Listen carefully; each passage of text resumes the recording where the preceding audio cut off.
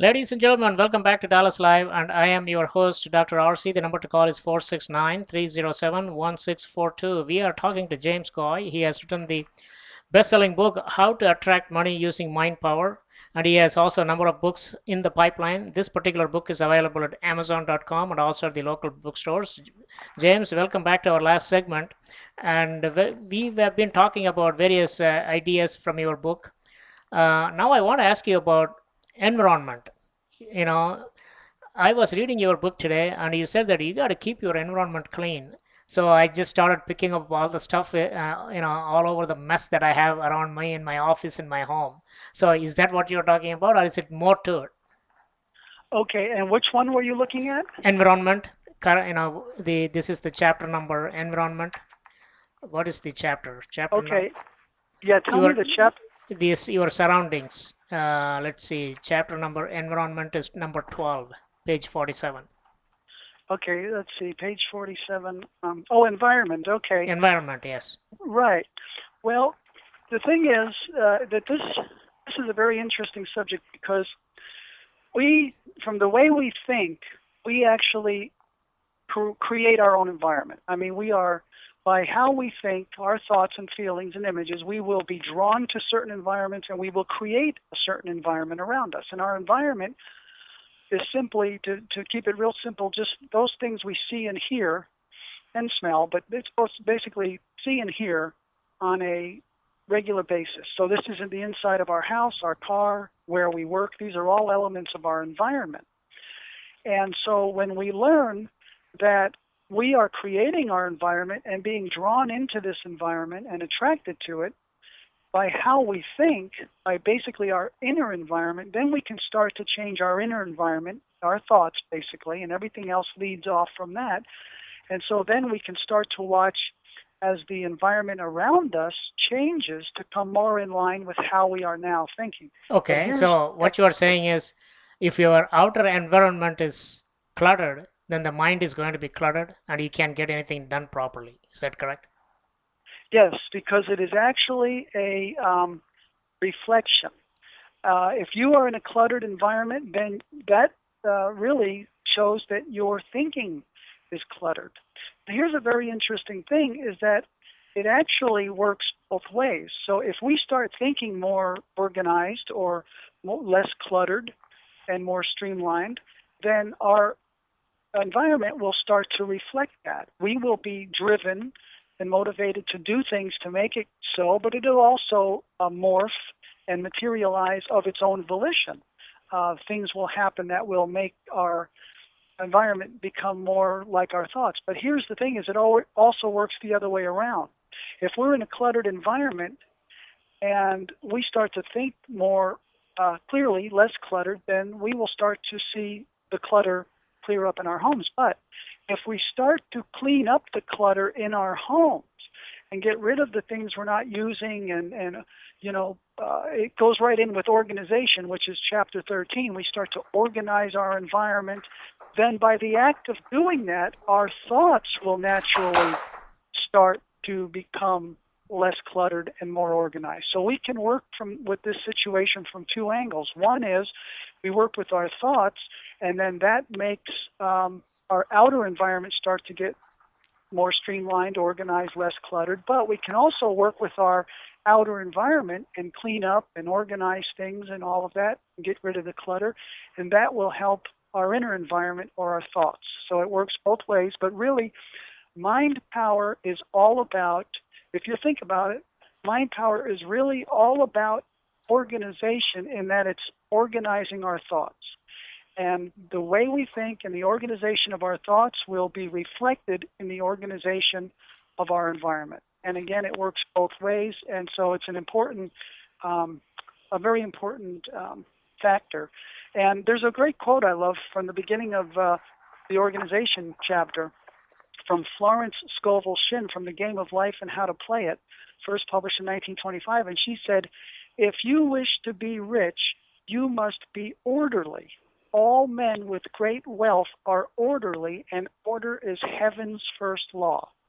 And so that is order in your environment and being orderly with your schedule and with your activities and everything. The universe um, loves orderliness because it allows energy to flow in a much more focused way. And we're talking about mind power, which is basically energy. And so we really want to clean the channels for that to flow through. And so that has to do with our environment and with the organization of both of our thoughts and of our environment. So, in order to become rich, you have to be orderly and pronounce the words correctly, like environment. Am I saying it correctly? Right, right. Environment. Yeah, I could. Environment, Right, environment. Okay, see, I learn everything. After I become a radio host, I have to clean up my language first because half the time people didn't understand what I'm saying. Now, this right, particular word I never used in the radio show so far. Now I right. got that corrected. Okay, very good. Now, the last portion of our uh, conversation here, self-image. Now, let's talk about self-image before we come back to the plan and the right livelihood. Self-image, how critical is it?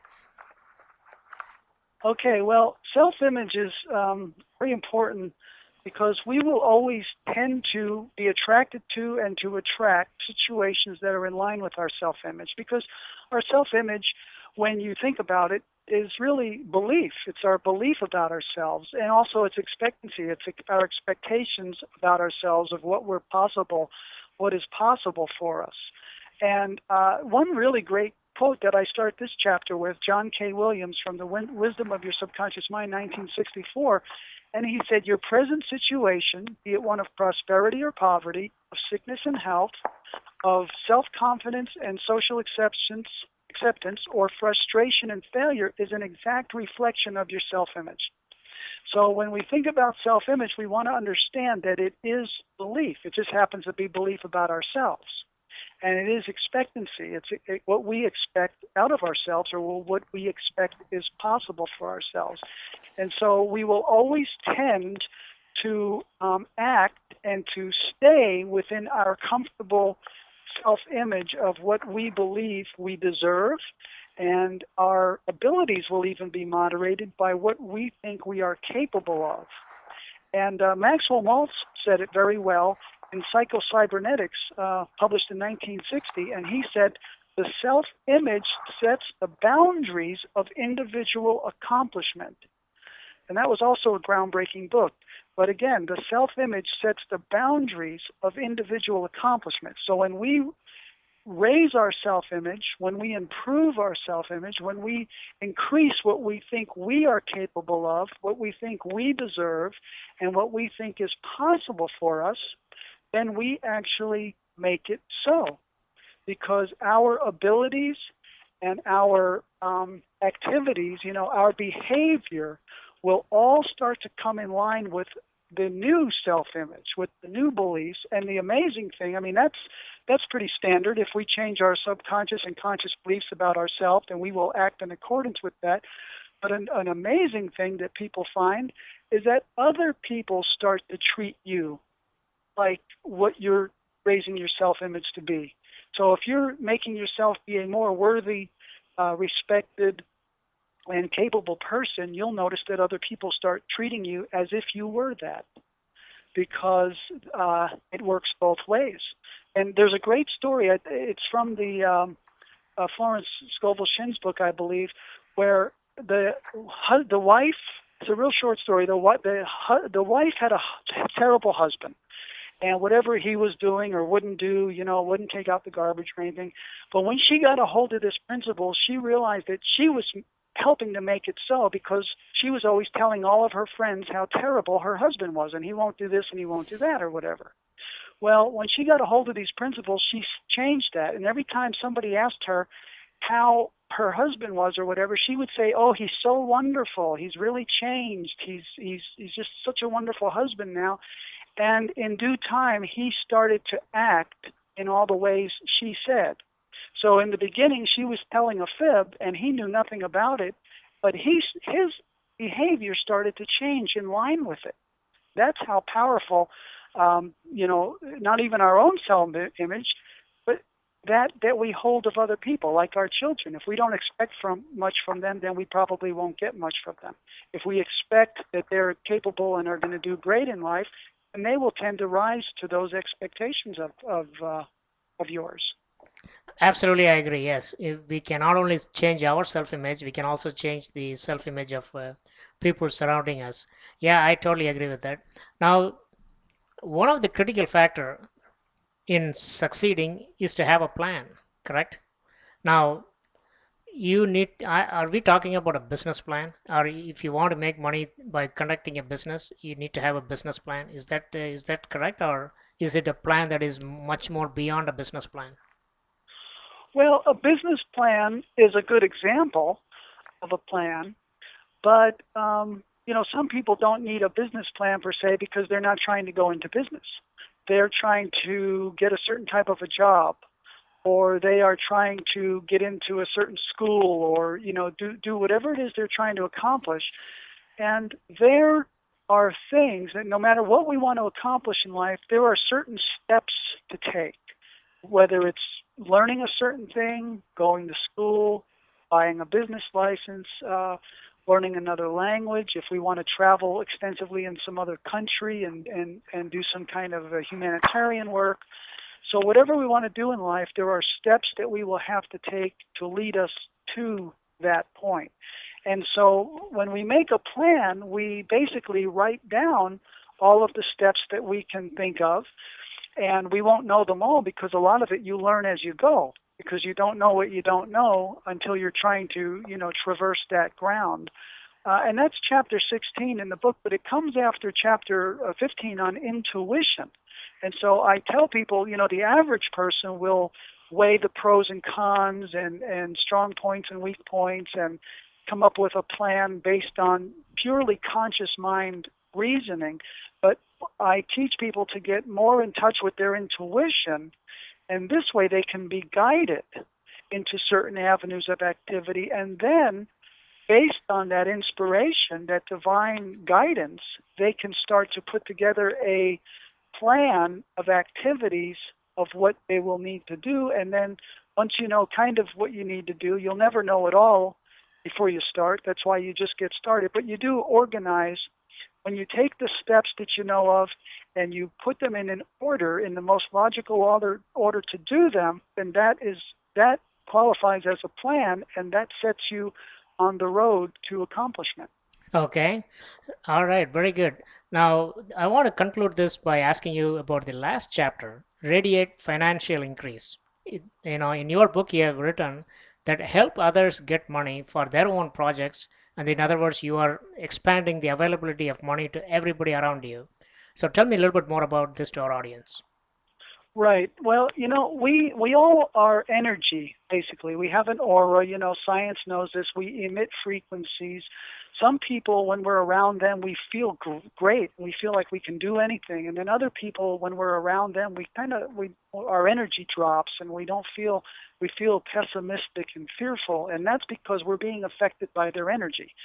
Everybody is affected by everyone else's energy. Unless you're some kind of a master that can walk on water, you're going to be affected by other people's energy.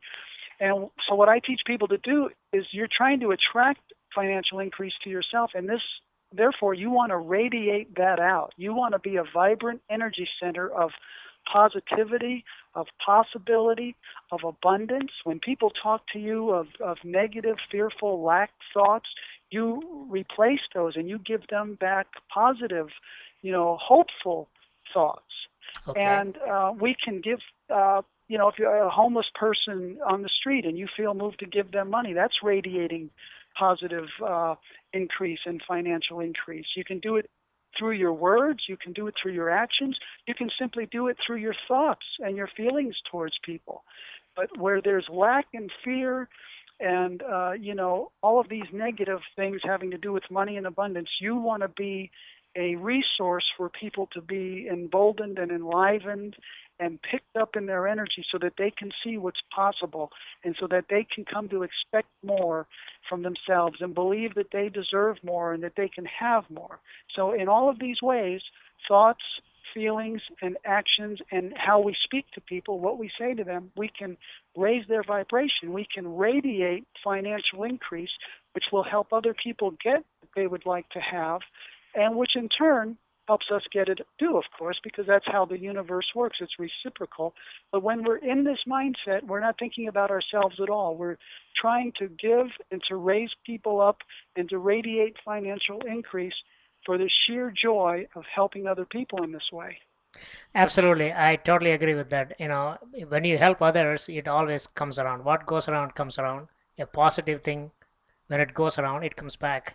I totally agree with that. Ladies and gentlemen, you have been listening to James Goy, and you can subscribe to his e-magazine at www.jamesgoyjr.com. And also, the book, How to Attract Money Using Mind Power, is available at Amazon.com and other local bookstores. James, thank you so much for joining us. It's been a very interesting program. We would like to have you back in the near future and go over this one more time.